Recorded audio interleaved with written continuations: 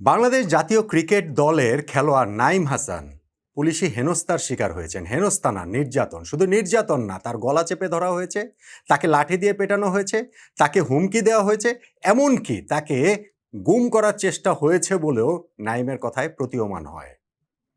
জাতীয় দলের একজন বর্তমান খেলোয়াড়ের উপর যখন এইরকম আঘাত হানে, তখন তো পুরো দেশের ক্রিকেট সমাজই নড়ে ওঠে।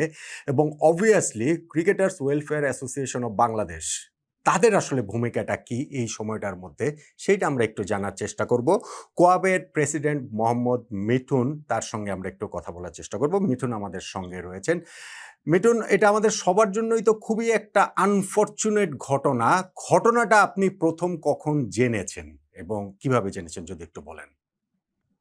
জি, নোমান ভাই, আমি ঘটনাটা আসলে যদিও কালকে আমার ম্যাচ ছিল, শেষে আমি ঘুমিয়ে পড়েছিলাম। আমি সকালে উঠেই ঘটনাটা দেখেছি।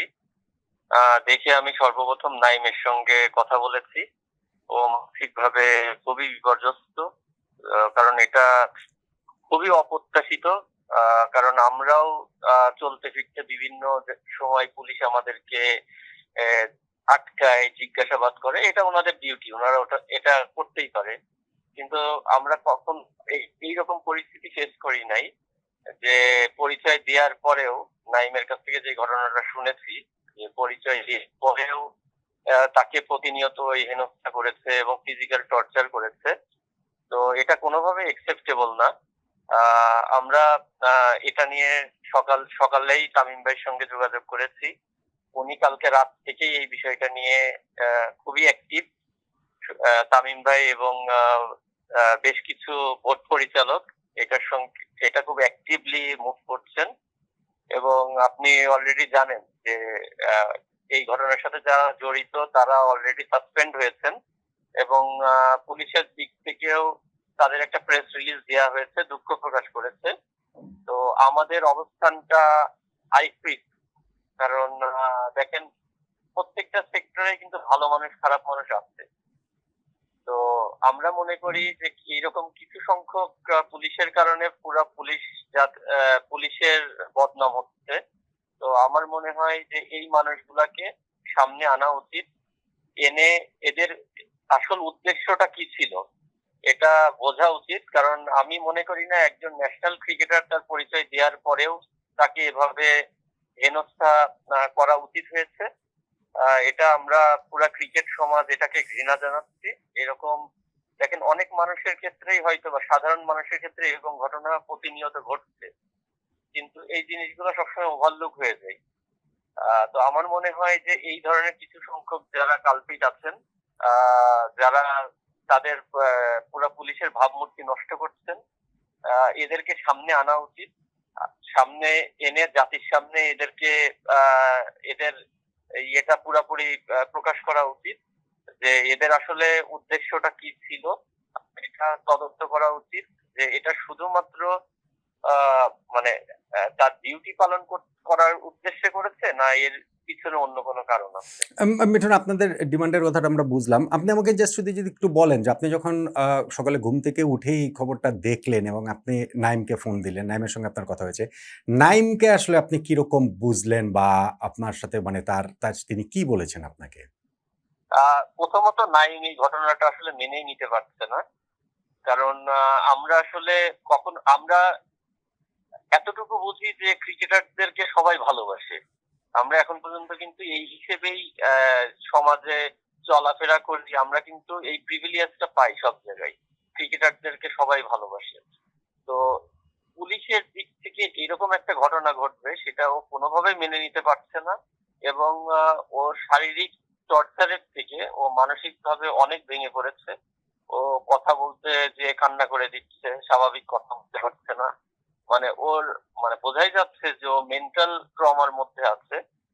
এটা ওকে আমি মনে করি শারীরিক থেকে মানসিক ভাবে অনেক বেশি ক্ষতিগ্রস্ত করেছে।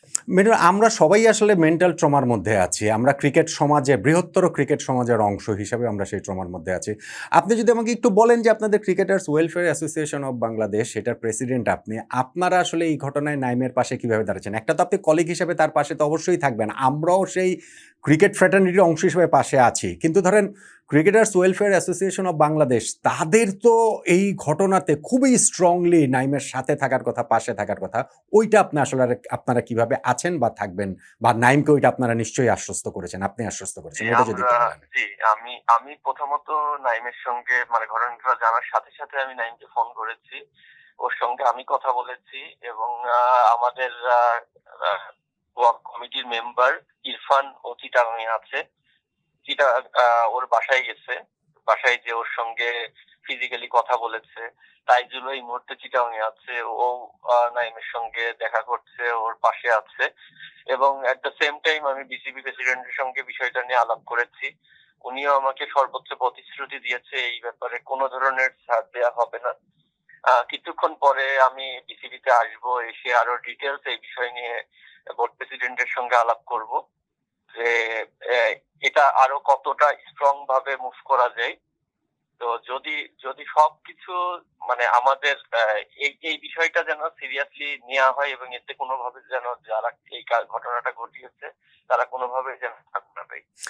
মিঠুন, আমার লাস্ট কোয়েশ্চেন সেটা হচ্ছে গিয়ে, আপনার কি মনে হয়, কিংবা আপনার নাইমের সঙ্গে কথা বলার পর কি এটা মনে হয়েছে যে নাইমের সেটা মনে হয় কিনা যে ক্রিকেটার পরিচয় পাওয়ার পরেও ১-১৫০ লোক বলছেন যে না তিনি ক্রিকেটার, কিন্তু নাইমকে চিনবে না, এটাই অবিশ্বাস্য লাগছে আমার কাছে। কিন্তু অন্যরা পরিচয় দেবার পরেও যখন নাইমকে হ্যারাস করছে, এর পেছনে কি আসলে একটু ক্রিকেট কিংবা এর চেয়ে আরো বড় কিছু, অন্য কিছু আসলে থাকার আশঙ্কা নাইম করছেন কিনা বা আপনারা করছেন কিনা, ওইটাও তদন্তের দাবি আপনারা করেন কিনা? জি, ইরফানের থ্রুতে আমরা যেটা জানতে পেরেছি, ইরফানের পরিবারের সঙ্গেও কথা বলেছে এবং তাদের সঙ্গে ডিটেলস কথা বলার পরে ইরফানের থেকে আমি যেটা জানতে পেরেছি, তারা সন্দেহ করছে যে এর পেছনে অন্য কোনো ঘটনা আছে। শুধুমাত্র চেকিং বা সাধারণ কোনো ঘটনা না, এর পেছনে অন্য কোনো ঘটনা আছে। সেটা যেন আমরা অবশ্যই তদন্ত করে সেটা বের করার চেষ্টা করার মানে আমাদের দিক থেকে আমরা যেন সেই আবদারটা করি এবং সেই দাবিটা জানাই। বোর্ড প্রেসিডেন্ট তামিম ইকবাল তিনি নিজে চট্টগ্রামের সন্তান। চট্টগ্রামের বেশ কয়েকজন বোর্ড ডিরেক্টরও আমাদের রয়েছেন, যার মধ্যে মানে আমির খসরু মন্ত্রী, তার ছেলে ইসরাফিল খসরু তিনি আছেন। স্বরাষ্ট্রমন্ত্রী তিনি চট্টগ্রামের, তার ছেলেও আমাদের বোর্ড ডিরেক্টর। সেই চট্টগ্রামে এরকম ঘটনা, এটা কি আমাদের ক্রিকেট ভাবমূর্তির উপরে একটা বড় আঘাত করা ওরকম হয়ে যাচ্ছে কিনা, এবং এটার যদি খুব স্ট্রং ব্যবস্থা না নেওয়া হয় তাহলে এটা আমাদের ক্রিকেটের জন্য একটা কলঙ্কজনক অধ্যায় হয়ে থাকবে। আপনারা কি ওই দাবিটা খুব স্ট্রংলি বোর্ডের কাছে বা সংশ্লিষ্ট যারা আছে তাদের কাছে নিশ্চয়ই জানাবেন মিঠুন, কোয়াবের পক্ষ থেকে? আমি যেটা বললাম নোমান ভাই, এটা হচ্ছে আমরা তো অবশ্যই এটার দাবি জানাবো এবং এর সাথে সাথে পজিটিভ যে জিনিসটা সেটা হচ্ছে বোর্ড এটাকে খুবই সিরিয়াসলি নিয়েছে। ট্রু।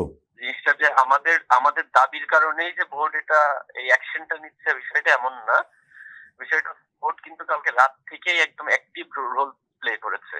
ওকে যখন থানায় নিয়ে যাওয়া হয়েছে তখন থেকেই কিন্তু তামিম ভাই, আমি যতটুকু জানি তামিম ভাই, ইসরাফিল খসরু ভাই, ওনারা পুলিশের সঙ্গে কথা বলেছে, থানায় কথা বলেছে এবং ইমিডিয়েট অ্যাকশন নিয়েছে। কিন্তু যে অনাকাঙ্ক্ষিত ঘটনাটা যে রাস্তায় যেটা ঘটে গেছে, আসলে ওটা তো অনাকাঙ্ক্ষিত একটা ঘটনা, ওইটা কারোরই এক্সপেক্টেড ছিল না। এবং যেটা আপনি বললেন যে শত শত মানুষ তাকে চেনার পরেও তাকে বলার পরেও কেন তারা এই ঘটনাটা ঘটালো, এটা আসলেই কোনো সাধারণ ঘটনা হতে পারে না বা কোনো সুস্থ মানুষ এই ঘটনা ঘটাতে পারে না। মোহাম্মদ মিঠুন, আপনাকে অনেক ধন্যবাদ, এবং আপনার মতো আমরাও আসলে এই দাবিটা জানাচ্ছি যেন আমাদের ক্রিকেটার, আমাদেরই একজন, আমাদেরই অংশ, নাইম হাসানের উপর পুলিশের যে বর্বরোচিত হামলা, আইন শৃঙ্খলা রক্ষাকারী বাহিনী পুলিশ ডিবি পরিচয়ে, সেইটার যেন সঠিক তদন্ত হয় এবং এটাতে যারা দোষী আছেন তাদের যেন সেই বিচারটা হয়। ওই দাবিটা আপনাদের সঙ্গে আমরাও জানাচ্ছি। অনেক ধন্যবাদ মোহাম্মদ মিঠুন আমাদের সঙ্গে থাকার জন্য।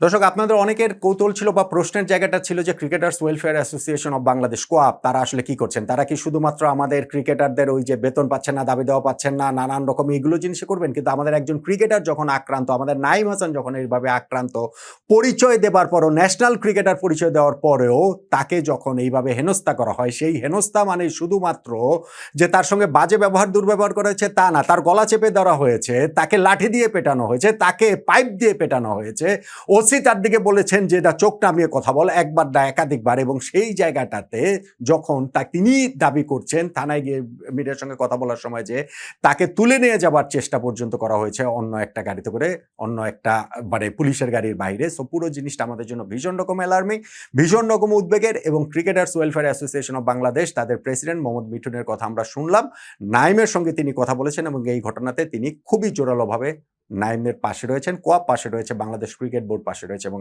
আমরা মিডিয়ার অংশ হিসেবে আমরাও পাশে আছি। এবং আমরা মনে করি এই ঘটনায় অবশ্যই দোষী যারা রয়েছেন তাদেরকে তদন্ত সাপেক্ষে দৃষ্টান্তমূলক শাস্তি দিতেই হবে।